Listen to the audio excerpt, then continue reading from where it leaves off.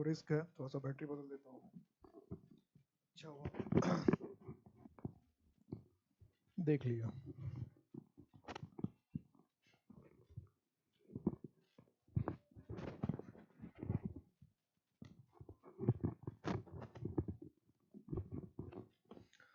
Class चलते चलते बात गायब हो जाती है।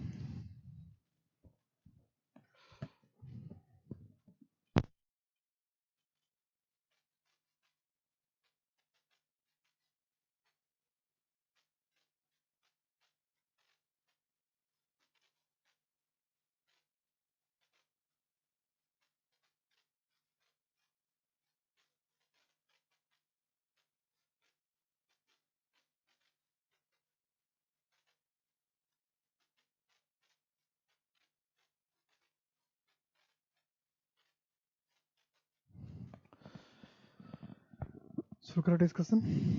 तो आज हम लोग डिस्कस करेंगे टेस्ट नंबर 18। 17 डिस्कस कर चुके हम लोग, 18 टेस्ट को डिस्कस करने जा रहे हैं। टेस्ट नंबर 18, टेस्ट नंबर 18 को हम लोग डिस्कस करेंगे। जय Hind, good morning, good afternoon, good evening, Ram Ram, सत श्री अकाल। जो हो सकता है, जो पॉसिबिलिटी है, सारी पॉसिबिलिटी के साथ मेन तो फोकस क्या करना है, टेस्ट पे फोकस करना है हमें। आगे की जो बातें होंगी वो तो होती ही रहेंगी। इम्पैक्ट है तो मुमकिन है, इम्पैक्ट है तो मुमकिन है, और हम और आप हैं तो हर चीज़ मुमकिन है। हम और आप हैं तो हर चीज़ मुमकिन है। लीजिए, पैसेज से ही सारे शुरू होते हैं, ये तो पता ही है। और पैसेज को तो हमें कुछ छूना ही नहीं है। पैसेज तो भाई पहले तू हट जा। क्वेश्चन से शुरू करते हैं हम लोग। किसी से? क्वेश्चन से शुरू करते हैं। According to the passage. अब देखिए थोड़ा सा खतरनाक हो गया, क्योंकि अकॉर्डिंग टू द पैसेज का मतलब पहले तो पैसेज में जाओ। The foreign language policy in the EU aims to foster. Foster का मतलब क्या होता है? किसी चीज को बढ़ने में मदद देना। तो जो फॉरेन लैंग्वेज पॉलिसी ईयू में है, यानी यूरोपियन यूनियन में, वो क्या है? एम्स टू फोस्टर किस भाषा को? इंग्लिश को, मल्टीलिंग्विज्म को, बायलिंग्विज्म को, ओनली नेटिव लैंग्वेज। तो ईयू का फोकस क्या होना चाहिए? सिर्फ इंग्लिश को फोकस करें? तो अगर हम ध्यान दें तो इस सेंस के हिसाब से मल्टीलिंग्विज्म हो सकता है कि अलग अलग लैंग्वेज को लोग फॉलो करें, क्योंकि जब हम कोई ग्रुप में बात करते हैं तो ये, और साथ साथ ये भी सकता है कोई एक लैंग्वेज को फॉलो करे। तो इंग्लिश और मल्टीलिंग्वेज दो जो ऑप्शन है काफी करीब है। लेकिन यूरोप में क्या है कि हर इंसान को अपना लैंग्वेज प्यारा है। नहीं, पोर्टुगीज है तो उसको अपना भाषा, रूस वाले को रूस का अपना लैंग्वेज, जर्मनी वाले को जर्मन प्यारा है, ऑस्ट्रिया वाले को ऑस्ट्रियन लैंग्वेज प्यारा है, फ्रांस वाले को फ्रेंच प्यारा है, इटली को इटालियन प्यारा है। तो इस हिसाब से देखें तो फिर क्या लगता है? मल्टीलिंग्विज्म होना चाहिए। अब तो ये तो पैराग्राफ से जाके पता चलेगा। The passage says that rising demand for English in the EU is because of. अब इससे पता चल रहा है कि इंग्लिश की डिमांड, इस क्वेश्चन से पता चल रहा है कि पहले क्वेश्चन का आंसर इंग्लिश हो सकता है। इससे पता चल रहा है कि पहले का लैंग्वेज इंग्लिश हो सकता है। Because of foreign language, a difficult language, a basic skill, an adult skill in EU is because of a foreign language, a difficult language तो हो नहीं सकता है, basic skill, an adult skill। तो ये बेसिक स्किल और adult skill तो paragraph में जाने से ही पता चलेगा। तो कोई फॉरेन लैंग्वेज है इसलिए लोग इसको पसंद कर रहा है, ये भी एक बात हो सकती है। क्योंकि मान लो किसी किसी देश का एक अपना लैंग्वेज होता तो उसको लोग पसंद ना भी कर सकता था। यहाँ फॉरेन लैंग्वेज के तौर पर इंग्लिश को एक्सेप्ट किया गया। फॉरेन लैंग्वेज होता है बाहरी भाषा के तौर पर, जिसको बोलकर हम किसी, जैसे हम फ्रांस में भी जाते तो सोचते हैं इंग्लिश बोल के समझ जाए, चाइना में भी जाएंगे तो हम सोचते हैं इंग्लिश बोल के कोई समझ जाए, हम ब्राजील में भी जाएंगे तो कोशिश करते हैं कि इंग्लिश बोले, ताकि हमें लगता है कि इंग्लिश तो कम से कम लोग समझते होंगे। ऐसा हम लोग उम्मीद करते हैं। लेकिन पैराग्राफ से ही चलेगा? या कहीं ऐसा तो नहीं हुआ कि इसका ऑप्शन ही गलत हो गया? EU schools regard English as a foreign language, a difficult language, or basic skill and adult skill। Foreign, ये इसका 3 का तो ए होना ही होना है। इसका सेकंड के क्वेश्चन में कुछ गड़बड़ी हो सकता है, मुझे ऐसा लग रहा है, प्रिंट करने में कहीं गड़बड़ी ना हो गया हो। In Europe the usual pattern is that. Europe में यूजुअल पैटर्न क्या है? Children should study English late in life, Children should start learning English from class 1. Children ought to study English just as lingua franca. ये third ज़्यादा option हो सकता है, lingua फ्रैंका मतलब जो कि सबके लिए लैंग्वेज होता है।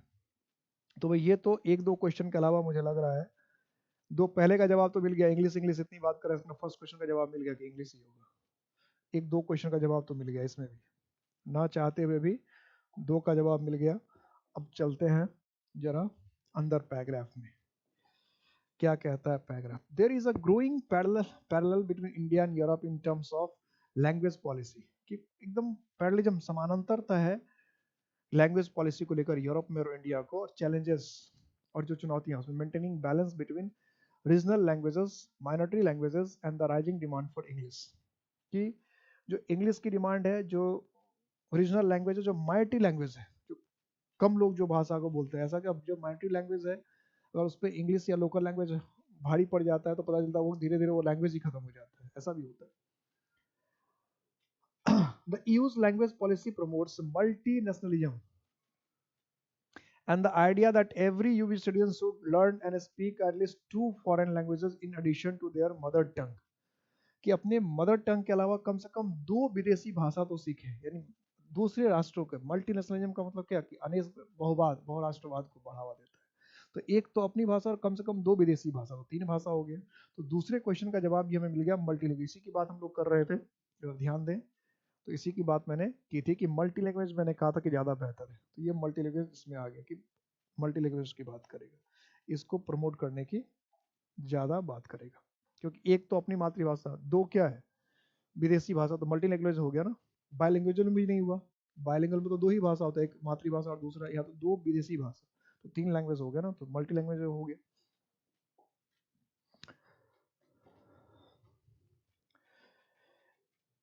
And the idea of every university should learn and speak at least two foreign languages in addition to their mother tongue. In practice व्यवहार में the foreign language curriculum in European countries is dominated now by the need to learn English, कि foreign language में जो dominate कर रहा हो क्या कि English, और सब भाषा छोड़ो, English English तो सीखना ही सीखना है, इसका domination हो गया। So the de facto policy, इसलिए de facto policy मतलब एक स्वतः स्वभावता जो फिक्स हो गया, पॉलिसी हो गया, इज दैट चिल्ड्रन शुड, कि जो बच्चे हैं उसको क्या करना चाहिए, in addition to the language of their mother state, member state, की जो अपने मेंबर सदस्य राज्य से, मान लो जो भी स्टेट है, इटली है तो इटालियन होना चाहिए, फ्रेंच जर्मनी है तो जर्मन होना चाहिए, उस मदर टंग के learn English and one other European language, यानी इंग्लिश सबके साथ क्या हो गया, एक कॉमन होता जाएगा, चला गया कि इंग्लिश तो अपने जैसे मदर टंग कॉमन हो गया, ऐसे इंग्लिश ही कॉमन हो गया। English has become not only the language of business across Europe, कि पूरे यूरोप में बिजनेस करने का लैंग्वेज नहीं है सिर्फ English, but also the corporate language भी हो गया of many French German Dutch Spanish enterprise, कि कई जो फ्रेंच या जर्मन या डच या स्पेनिश कंपनी है, कॉर्पोरेट कंपनी, वो इंग्लिश में ही काम कर रही है। The trend across Europe is for schools to begin teaching English in class 1, कि क्लास 1 से ही क्या करते हैं, इसका भी जवाब मिल गया। चलो एक क्वेश्चन और, treating it as a basic skill rather than a foreign language, को बेसिक स्किल माना जा रहा है, ना कि फॉरेन लैंग्वेज माना जा रहा है। The trend began in earnest, शुरुआत में ही जल्दी है शुरू हुआ, इन ओनली आफ्टर 2000 में शुरू हो गया था। However the methods to teach English are diverse in increase, diverse की अलग अलग तरीके से पढ़ाए जा रहे हैं, and increasingly popular trend is towards bilingual schools, की जो इंक्रीजिंग ट्रेंड है वो क्या, बायलैंग्वेज, द्विभाषिया के तरफ, वो teach through more than one language medium, जो कि एक से अधिक भाषा के रूप पर सिखाया जाता है। अब जब हम क्वेश्चन सीखे, यानी एक से अधिक भाषा बच्चों को सीखना चाहिए, तो मल्टीलिंगुअलिज्म हो गया। The passage says that rising demand for English in the use is because of a foreign language, a difficult language, a basic skill, अब बेसिक स्किल को डेवलप करके, बेसिक स्किल को डेवलप करने के लिए ये लिया कि बेसिक स्किल को डेवलप करने के लिए। नेक्स्ट क्या कह रहा, the EU schools regard English as a क्या, अ फॉरेन लैंग्वेज, कि है तो ये फॉरेन लैंग्वेज लिखा हुआ था ना,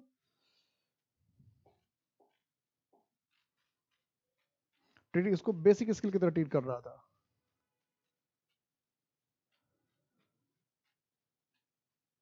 अच्छा यहाँ भी अगर देखें तो treating it as a basic skill rather than a foreign language, इसके हिसाब से भी चले तो सेकंड का भी जो है, थर्ड का भी आंसर जो है क्या होना चाहिए, थर्ड क्वेश्चन का भी आंसर अब बेसिक स्किल ही होना चाहिए। बेसिक स्किल को फॉरेन लैंग्वेज की तरह नहीं ट्रीट करता है इसको, बेसिक स्किल।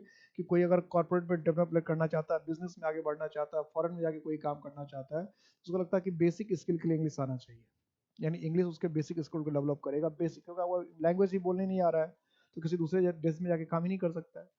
तो अगर उसको अपने कंट्री से बाहर जाके कहीं काम करना है या मल्टीनेशनल लेवल पे काम करना है, तो उसको इंग्लिश जो है कॉन्टैक्ट लैंग्वेज के रूप में आना चाहिए, बेसिक स्किल होना चाहिए।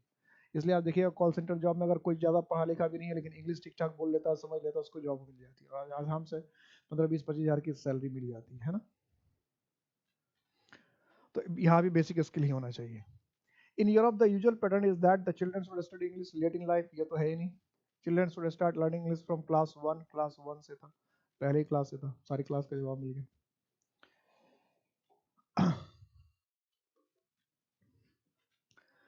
Find out error part in the sentences, कि भाई ये जो सेंटेंस है इसमें एरर पार्ट किधर है। कॉमन एरर तो मुझसे बनता ही नहीं, पता नहीं मेरी इंग्लिश को क्या हुआ है। He is known for not only his riches but also for his wisdom, कि उसे सिर्फ अपने पैसे के लिए नहीं, उसके धन के लिए ही नहीं जाना जाता है, पर उसके बुद्धिमानी के लिए भी जाता है। बुद्धिमान लोग होगा तभी तो धन होगा, पर बुद्धिमान होगा नहीं तो धन कहाँ से आएगा।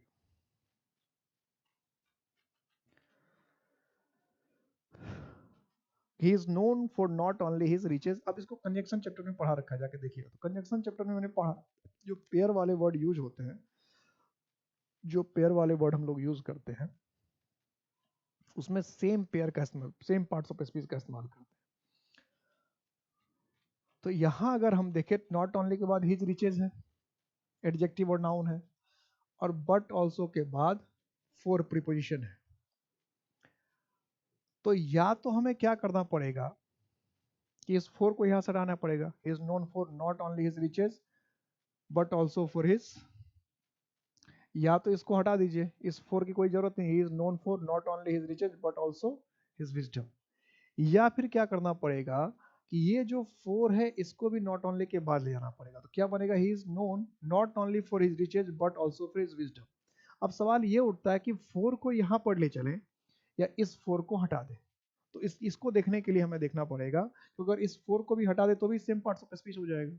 तो इस फोर को हटाने से सेंटेंस मीनिंगफुल बनता है क्या, ये देखना पड़ेगा। जरा देखिए, he is known for not only his riches but also his wisdom. तो बट ऑल्सो के बाद अगर आप फोर नहीं लिखेंगे तो कोई सेंस ही नहीं बनेगा, नॉनसेंस सेंटेंस हो जाएगा कि he is known for not only his riches but also wisdom. यहाँ तो फोर कंपलसरी है, नहीं तो मीनिंग ही नहीं आएगा। इसका मतलब ये है कि इस फोर को क्या करना पड़ेगा, हमें यहाँ करना पड़ेगा कि he is known not only for. अब इस तरह से ये सोचना कि फर्स्ट पार्ट में एरर करते ही नहीं हमेशा, तो ये सब गलत बात हो जाती है कि फोर के बिना यह सेंस नहीं देगा। नॉलेज के लिए जाना जाता, के लिए लिख ही नहीं रहे तो कोई सेंस नहीं आएगा। तो उसको सिर्फ अपने पैसे के लिए नहीं बल्कि उसके ज्ञान के लिए भी जाना जाता है। हम हिंदी में भी करते हैं, उसको सिर्फ पैसे नहीं के लिए ज्ञान के लिए, ज्ञान ज्ञान जाना जाता है। तो बात भी कहना पड़े पैसे के लिए नहीं है, ज्ञान के लिए भी जाना जाता है। तो ज्ञान के लिए भी कहना पड़ रहा है ना, ज्ञान जाना जाता है ऐसा तो नहीं होगा, ज्ञान के लिए भी हमको बोलना पड़ेगा, हिंदी में भी बोलना पड़ेगा। इसका मतलब फोर तो वहां चाहिए ही चाहिए। तो इसका मतलब सेम पार्ट्स ऑफ स्पीच को लाने के लिए हमें पहले वाला जो फोर है इसको आगे करना पड़ेगा। इसलिए एरर किस पार्ट में हो गया, ए पार्ट में हो गया। Next question, some people like to do some social work even though it lack resources। some people like to do some social work, कुछ लोग कुछ सामाजिक काम करना चाहते हैं, even though हालांकि it lack resources it lack resources। अब कीजिए, पहले आप बनाइए फिर बता दो।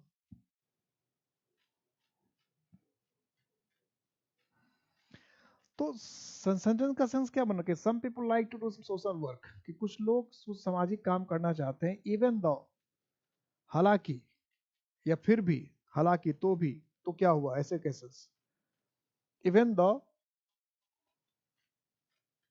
जैसे हिंदी में कहते हैं कुछ लोग सामाजिक काम करना चाहते हैं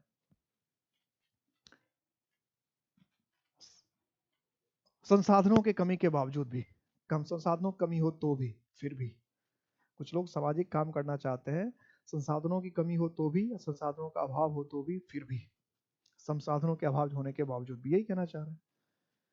तो इट लैक का तो कोई सेंस ही नहीं बना, और इट को अगर हम सब्जेक्ट बना भी दें तो इट के बाद लैक नहीं, लैक्स होना चाहिए, इट लैक्स। अब इट लैक्स अगर हम बात करें तो इट प्रोनाउन है, तो इट प्रोनाउन है तो किसी ना किसी नाउन के लिए आया होगा, तो वह किसके लिए आया, इट किसके लिए आ सकता है, देखो इसमें इट किसी के लिए है कि सोशल वर्क, कि सोशल वर्क में संसाधन की कमी होती है, सोशल वर्क में संसाधन की कमी होती है, कोई सेंस नहीं, मान लो हम सोशल वर्क ये सिंगुलर नाउन है, इसके लिए इट आ गया, तो सोशल वर्क में संसाधन की कमी होती है ऐसा सेंस निकलेगा क्या?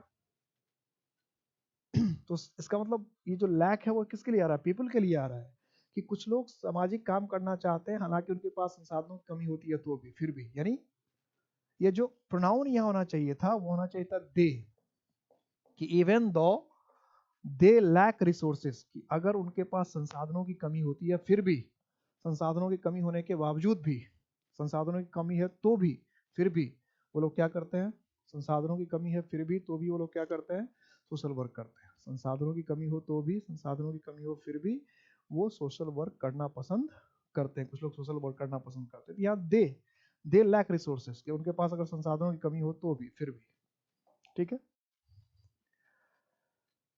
While the actress wins fans with her on-screen fireworks, कि जो एक्ट्रेस है, जो कलाकारिणी है, कलाकारिणी जो भी कह ले, अभिनेत्री, कि अपने फायरवर्क्स मतलब क्या, धमाधक्का, अब फायरवर्क्स का मतलब तो समझ ही गए ना, कि काफी हॉट सीन्स वगैरह देकर लोगों को, लोगों का दिल जीत लेती है।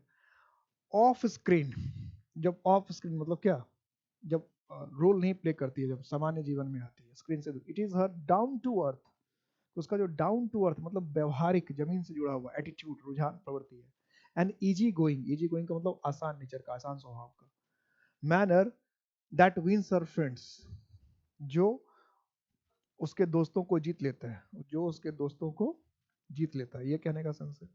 While the actress wins fans with her on-screen fireworks, off-screen, it is her down-to-earth attitude and easygoing manner that wins her friends. क्या होगा, क्या होना चाहिए?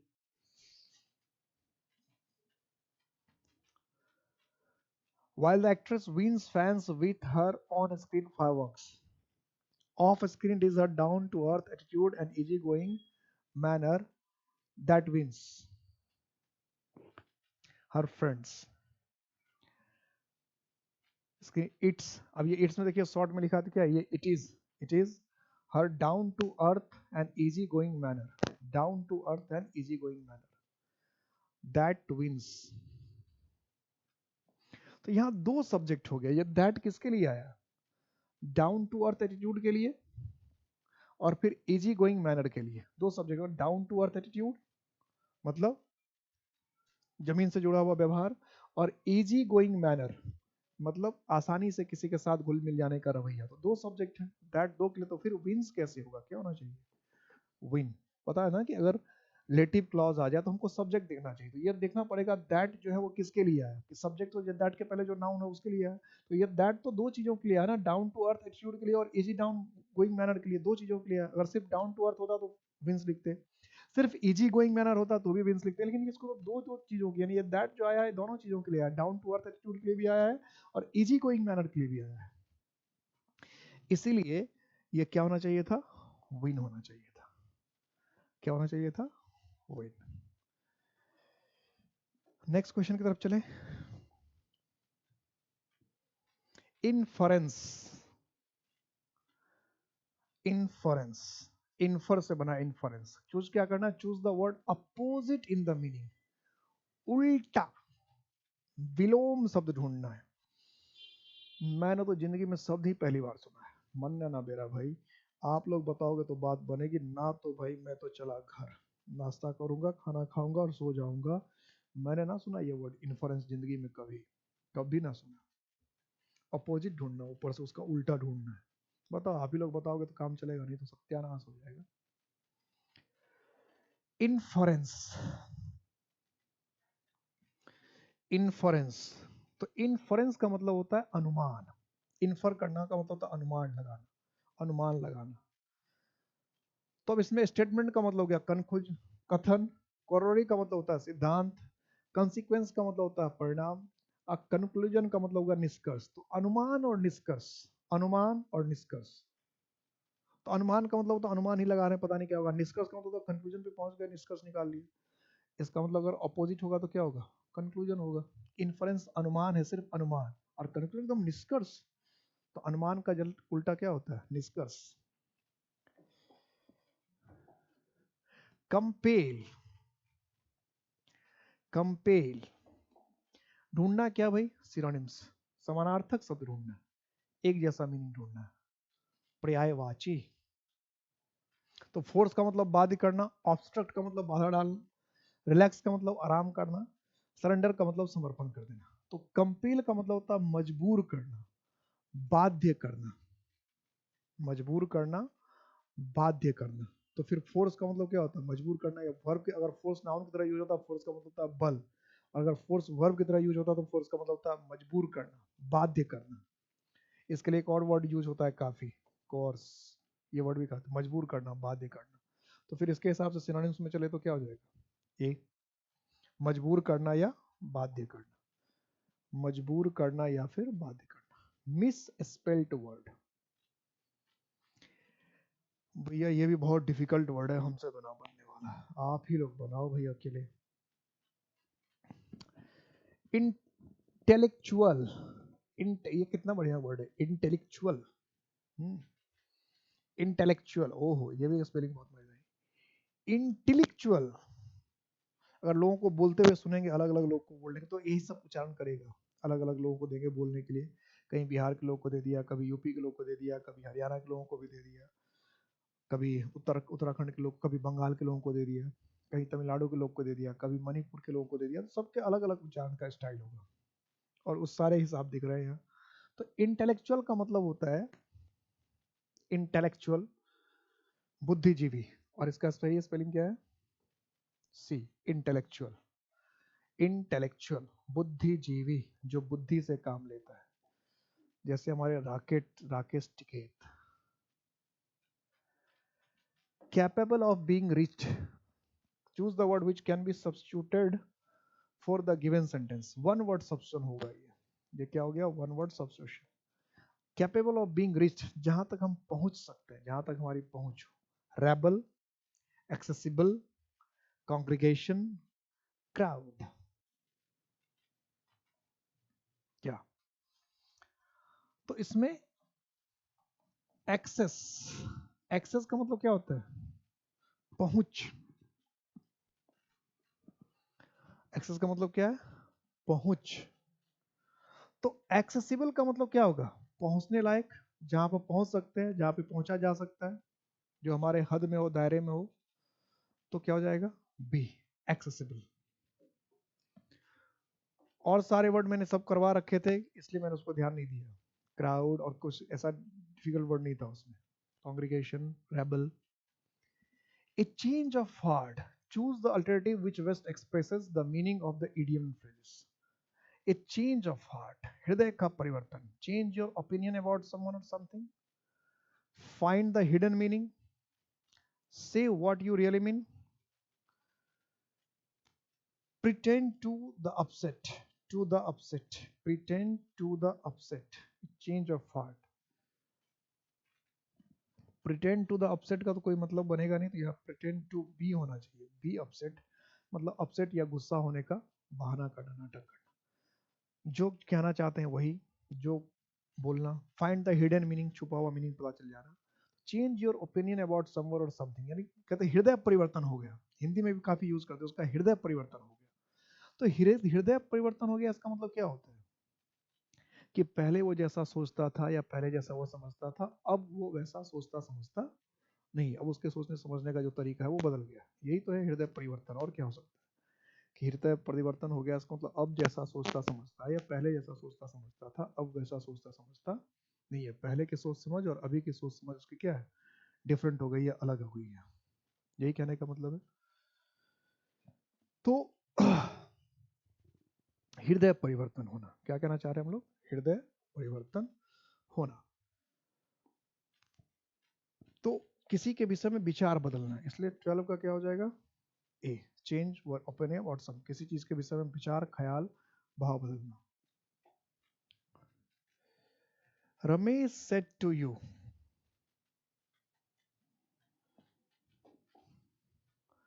whom have you invited?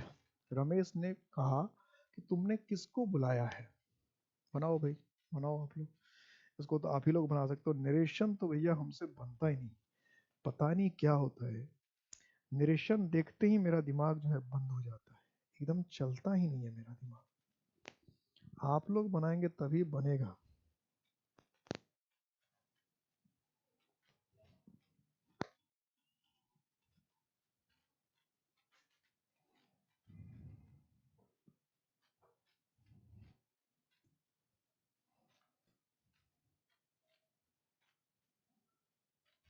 क्या करें।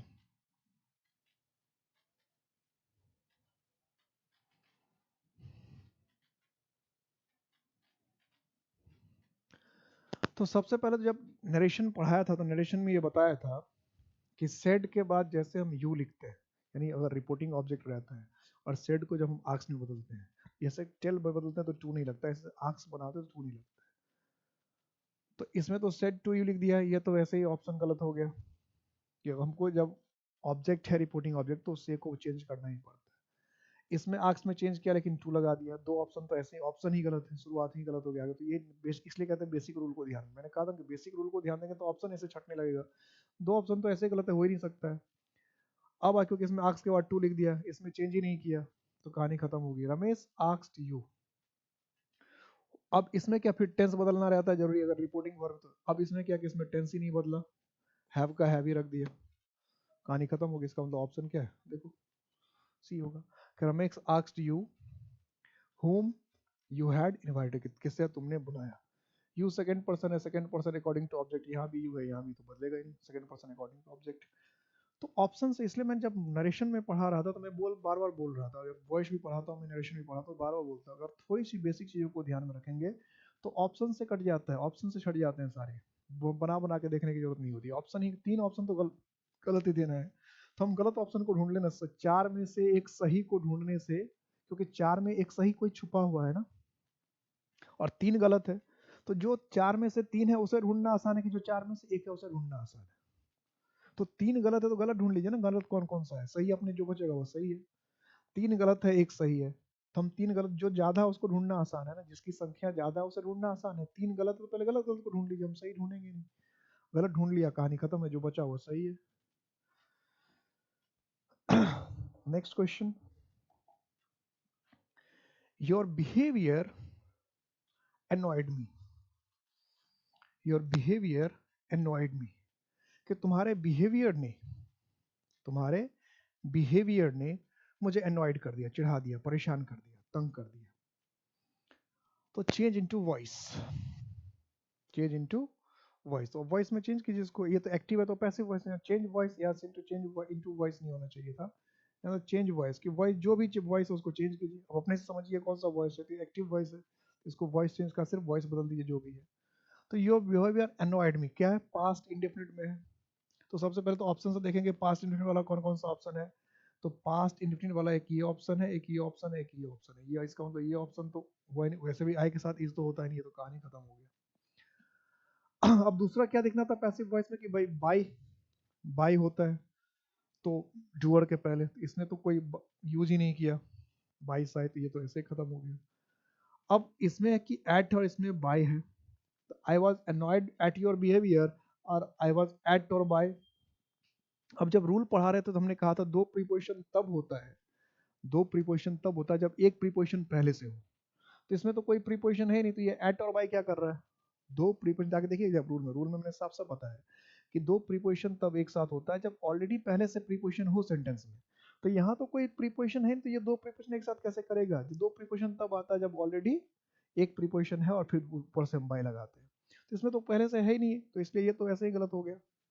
तो फिर सही क्या होगा, आए। और साथ साथ ये भी बताया था, अब कुछ में लोग ये पूछेंगे कि भाई एट इसमें तो बाय होना चाहिए, लेकिन ये तो होगा क्योंकि मैंने ये भी तो बता रखा कि कुछ ऐसे वर्ड है जिसका अपना एनवाइड का प्रीपोजिशन एट है, सेटिस्फाइड का प्रीपोजिशन विथ है, सरप्राइज का प्रीपोजिशन एट है, तो ये सब तो लिखवाया था कि डिफरेंट प्रीपोजिशंस, कि हमेशा बाय नहीं आता है, कभी कभी डिफरेंट प्रीपोजिशन तो आता है, इसलिए कहा था कि प्रीपोजिशन याद भी करना। तो एनवाइड का प्रीपोजिशन क्या एट, सरप्राइज होता तो एट आता, इंटरेस्ट होता तो इन आता, बता रखा है, नरेशन पढ़ेंगे तो उसमें वॉइस पढ़ेंगे तो मिल जाएगा। प्रकाश, प्रकाश at home for an hour, but Jaya could not reach on time. कि प्रकाश जो था वो 1 घंटे तक उसका इंतजार किया, तो 1 घंटे तक इंतजार किया। जब टेंस पढ़ा तो उसमें बता रहे जब जैसे ड्यूरेशन दे देता तो प्रेजेंट कॉन्टिन्यूस या पास्ट कॉन्टिन्यूस वगैरह तो होने का कोई मतलब ही नहीं है। तो ये प्रेजेंट कॉन्टिन्यूस और फ्यूचर कॉन्टिन्यूस तो ऐसे छट गया।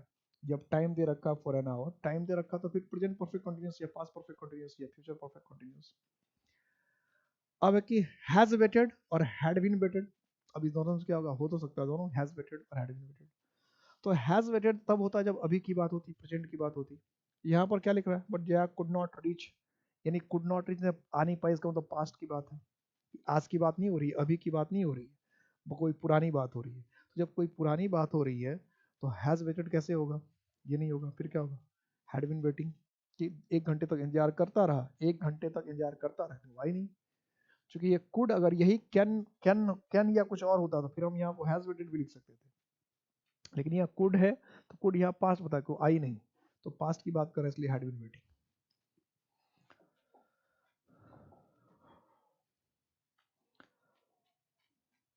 कि Raja has a light touch than any other musician, Raja has a light touch than any other musician.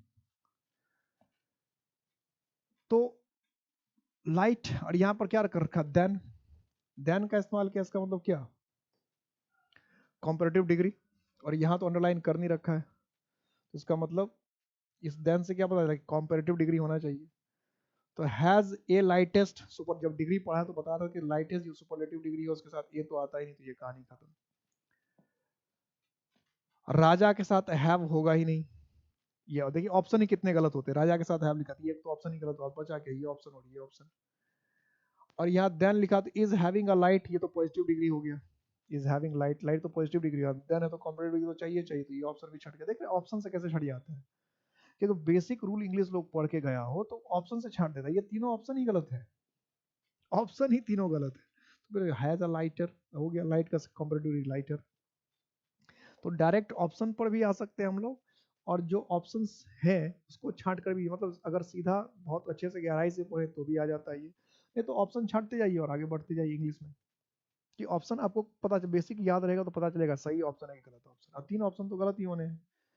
तो ना किसी भी चीज के बेसिक्स को अगर आपने अच्छे से समझ लिया है ना, तो फिर हर चीज आसान होता है। और 20 के 20 बनाना कोई मुश्किल काम है नहीं, मैं तो हमेशा कहता हूँ 20 के 20 बनाना एकदम, 20 के 20 सही, 25 हो तो 25 के 25, जितने क्वेश्चन हो इंग्लिश के पूरे सही हो सकते हैं अगर मेहनत ईमानदारी से की गई हो तो।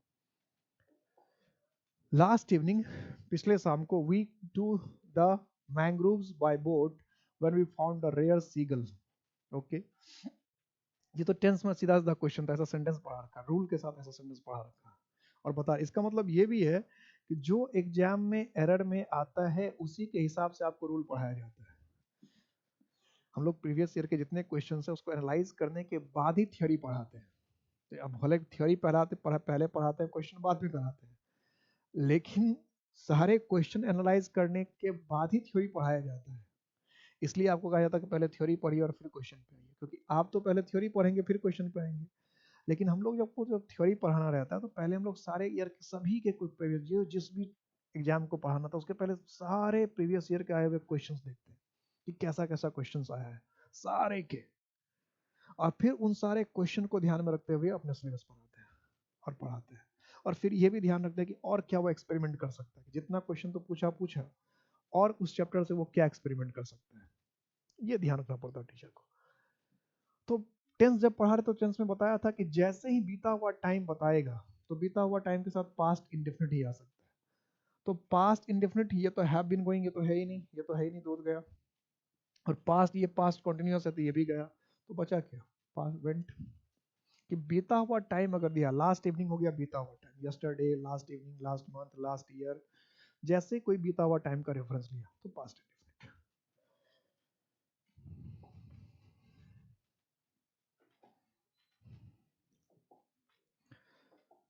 ही फिश फॉर लंच। अब अगर इसके ऑप्शन में देखें तो ऑप्शन देखिए छट जा रहा है, ही वाज ईट, ऐसा कोई ग्रामर का स्ट्रक्चर ही नहीं, वाज है तो या तो ही वाज ईटिंग होना चाहिए, ही वाज टू ईटन होना चाहिए, तो ये तो स्ट्रक्चर ही गलत हुआ। वुड बी ईट, बी के बाद या तो आईएनजी होता है या V3 होता है, ये ऑप्शन स्ट्रक्चर ही गलत है, होता है वुड बी ईट होता ही नहीं, या तो would be eating, would be eating या would be eaten, passive voice करेंगे तो खा लिया, उसी को खा लिया जाएगा, तो वुड बी ईटन की मछली ही उसे खा लेगा। तो अगर पैसिव है तो वुड बी ईटन होना चाहिए, वुड बी ईटिंग होना चाहिए, यानी बी के बाद या तो आईएनजी या V3। ऑप्शन ही गलत, ऐसा होता ही नहीं। ईटिंग, अगर ईटिंग लिख रहे हैं तो ईटिंग के पहले सब्जेक्ट है और उसके तुरंत बाद ईटिंग आ ही नहीं सकता है। सब्जेक्ट के बाद एमिजार वाज वर्ब, उसके बाद ईटिंग या सेल बी विल बी, तो ये तीनों ऑप्शन ही गलत हो गए, तो बचा क्या? ऑप्शन स्टडी, ऑप्शन सारे गलत है। ही एट फिश फॉर लंच, इसका मतलब क्या है कि लंच में जब वो खाता है तो क्या खाता है? फिश, मछली खाता है, ठीक है। उसने क्या खाया या खाया था लंच में उसने, या लंच में वो मछली खाया करता है, यानी बंगाली होगा, बिहारी भी हो सकता है, या फिर उड़ीसा का होगा। इन सब स्टेट में क्या है? मछली खाता। हरियाणा का तो होगा नहीं, हरियाणा का तो होगा नहीं, तो खुश होने की जरूरत नहीं है हरियाणा के लोगों को। पानी आपके पास है ही नहीं तो आप क्या खाइएगा मछली? हम लोग खाते हैं मछली, और मछली में प्रोटीन होता है इसलिए दिमाग भी ज़्यादा चलता है। मैं ये नहीं कहता कि आपका दिमाग नहीं चलता होगा, लेकिन मछली खाना फक्र की बात है भाई। आपके पास है नहीं तो आप क्या खाओगे? हम्म? बिहार में क्या है, यूपी में क्या है, या बंगाल वगैरह में क्या है, कितनी सारी नदियां हैं कि 6 महीने तो पूरा इलाका में पानी ही लगा रहता है। तो भाई खाने के लिए पानी वही अवेलेबल है, उतने पानी अगर हरियाणा में आने लगे, दिल्ली में आने लगे, दिल्ली के लोग भी खाने के लिए हर 10 कदम पे अगर आपको तालाब मिलेगा, हर 10 कदम पे अगर पानी आ रहा, 6 महीने पानी ही पानी रहेगा, हर तरफ जिधर देखो उधर पानी ही है, गाँव के गाँव पानी में डूब रहे हैं, बह रहे हैं, तो आपको इसलिए सबसे आसानी अवेलेबल क्या रहेगा? मछली रहेगा, तो आप भी मछली खाओगे। तो इसलिए मछली वछली खाना या मीट मछली खाना ये सब धर्म से जुड़ा हुआ नहीं है, या अवेलेबिलिटी से जुड़ा हुआ, कि जहाँ जो अवेलेबल है लोग वहाँ खाते हैं, जो जहाँ जो चीज़ अवेलेबल है वही खाना होता है। बाद में उसको लोग धर्म से जोड़ देते हैं, पता नहीं क्यों जोड़ देते हैं। तो खाने पीने को धर्म वर्म से कोई लेना देना नहीं है। Read the sentences, find out which of the four combination is correct. ये रहा, अरेंजमेंट करना है कि water supply, waste disposal, transport, power, housing and sanitation are some of the areas of cancer. ये सब कारणों से कैंसर हो सकता है, यानी पानी गंदा है तो भी कैंसर हो सकता है, गंदगी को आप ठीक से घर में डिस्पोज नहीं करते या अच्छे से नहीं रखते हैं तो इससे भी दिक्कत होती है, ट्रांसपोर्ट, पावर, हाउसिंग, सब कुछ। We have to aggressively work at enhancing both और physical and social infrastructure. Physical और सोशल, मुझे लगता है ऐसा क्वेश्चन हम लोग पहले ही बना सके। Infrastructure is not just about roads, drains and water supply. Infrastructure ये क्या होना चाहिए? Are. Housing, schools and hospital also from the fabric of our social infrastructure। also from नहीं, also form बनाते हैं। तो ये जो है, ये तो मुझे लगता है कि क्या है कि water infrastructure is not just about roads, यानी ये आर जो है पहले होना चाहिए और एस बाद में, ऑल्सो, ये not about, not only but also, तो ये आर पहले होना चाहिए, एस बाद में होना चाहिए। तो पहले देखो आर किस किस में पहले और एस बाद में, देखो तो जरा, आर पहले और एस बाद में, आर पहले और इसमें तो उल्टा है, एस पहले और आर बाद में, ये तो ऐसे ही कट गया। इसमें भी क्या है, इसमें आर पहले और एस बाद में, ये एक ऑप्शन हो सकता है। इसमें भी आर पहले और एस बाद में, ये भी ऑप्शन हो सकता है। इसमें एस पहले और आर बाद में, ये ऑप्शन भी काट लो पहले। तो इसलिए एक ऑप्शन इसको पढ़ो और एक ऑप्शन इसको पढ़ो, पहले ये तो पहले इसी को पढ़ के देखते हैं। क्यों? क्यों we have to aggressively work at enhancing both our physical and social infrastructure. Are infrastructure is not just about, देखो इसमें भी इंफ्रास्ट्रक्चर की बात कर रहा है और इसमें भी इंफ्रास्ट्रक्चर की बात है, तो ठीक है, इसका मतलब ये भी ठीक है, क्योंकि बात आ रही, तो फिर इधर नहीं जाएंगे तो भी काम चल जाएगा, यही बन रहा है कि infrastructure is not just about roads, drains and water supply, housing, schools and hospitals also form the fabric of social infrastructure, ये भी है इससे। और P, water supply, waste disposal, transport, waste disposal, transport, water supply are some, sanitation are some of the areas of cancer, यानी इसको सबसे last में ले जाइए। और दूसरा क्या हो सकता है कि दूसरा हो सकता है कि अगर P को ही शुरू में ले ले, तो भी देखिए, अब इसको भी पढ़ के देख लेते हैं, क्योंकि P मान लो ये लास्ट में भी उतना मैच नहीं कर रहा था, हो सकता है P में भी इसको लेके देखते हैं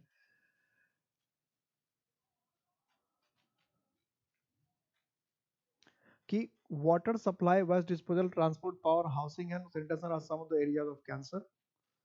are infrastructure is not just about, देखिए आप ही को शुरू में रखेंगे और आर उसके तुरंत बाद रखेंगे तो बात नहीं बनेगी, क्यों? इसको इसमें इंफ्रास्ट्रक्चर का कोई चर्चा ही नहीं है। इंफ्रास्ट्रक्चर का कोई इसमें चर्चा ही नहीं है, तो इसके तुरंत बाद पी के शुरू कैसे करें, इसलिए पी को लास्ट में रखना क्या है, ज़्यादा बेटर है। पी को लास्ट, क्योंकि अगर पी को हम शुरू कर रहे हैं तो पी में क्यू वो होना, आर वो होना चाहिए जो कि पी से रिलेटेड हो, तो पी में तो कोई इंफ्रास्ट्रक्चर की बात ही नहीं हुई, तो इसलिए पी के तुरंत बाद आर रखना ठीक नहीं है। बेटर ऑप्शन क्या है, B. Next, select the grammatical correct option. They can play as well as we can, they can play as well as we can, दोनों अस कैन, ये तो हुआ नहीं, they can play as well as them can, ये तो ऐसे भी नहीं हुआ, they can play as well as me can. तो देखो ये ऑब्जेक्ट है, ऑब्जेक्ट के साथ वर्ब आ ही नहीं सकता, ये गलत हो गया, सब्जेक्ट वर्ब होना चाहिए ना, ऑब्जेक्टिव केस है, केस में पढ़ा दिया था, इसमें भी सेम वही चीज है, ऑब्जेक्ट के बाद वर्ब है तो ऑब्जेक्ट नहीं होना चाहिए, देम कैन। मी ये भी, ये तो तीनों ऑब्जेक्टिव केस है, तो ऑब्जेक्ट के बाद वर्ब कैसे आएगा, ये तीनों ऑप्शन ही गलत है, इसका मतलब बचा क्या, फर्स्ट, कि भाई सब्जेक्ट के बाद वर्ब का इस्तेमाल किया तो सब्जेक्ट प्लस वर्ब होगा ना, तो सब्जेक्ट प्लस वर्ब, तो ये सब्जेक्ट का फॉर्म है वी, ये तो अस देम मी ऑब्जेक्टिव फॉर्म है, ऑब्जेक्ट के बाद वर्ब क्यों आएगा, सब्जेक्ट के बाद वर्ब आता है, तो ये इसलिए एक एक छोटी छोटी बात का ध्यान है, जैसे केस में जो जो चीज़ें पढ़ाई वही देखिए चीज़ें कैसे कैसे आती, तो हर एक चीज़ का अपना इंपॉर्टेंस था। उस समय जब हम लोग पढ़ रहे होते हैं तो उस समय लगता है पता नहीं क्वेश्चन ये आता होगा कि नहीं आता होगा, क्या करते हैं, जबकि मैं फिर पता है कि भाई हर पॉइंट जो हम लोग छोटे छोटे पढ़ते हैं, हर पॉइंट का अपना वैल्यू है, हर पॉइंट का अपना महत्व है, हर पॉइंट से क्वेश्चन बनता है। ठीक है, अच्छे से पढ़िए, मन से पढ़िए, कोई भी प्रॉब्लम कभी भी हो, कुछ भी समझ में नहीं आए, कहीं भी डाउट रहता है तो जरूर हमसे पूछिए, नंबर वगैरह भी है, कॉन्टैक्ट नंबर भी आपके पास है, हमेशा बात कीजिएगा जब भी कोई दिक्कत होगी, जब भी कोई प्रॉब्लम होगी। इम्पैक्ट है तो मुमकिन है, सारी तैयारी आप ही के लिए, सारी मेहनत आप ही के लिए कि आप अच्छे सेलेक्ट हो, आपका ड्रीम पूरा हो, आपका सपना पूरा हो, जो आप चाहते हैं वो आप बने, जो आप चाहते हैं वो आप बने, और इंग्लिश उसमें बाधा ना करे, यही उम्मीद है। अधिक से अधिक पढ़िए, खूब मन से पढ़िए, 12-14 घंटे मेहनत कीजिए, सफल होइए। जय हिंद।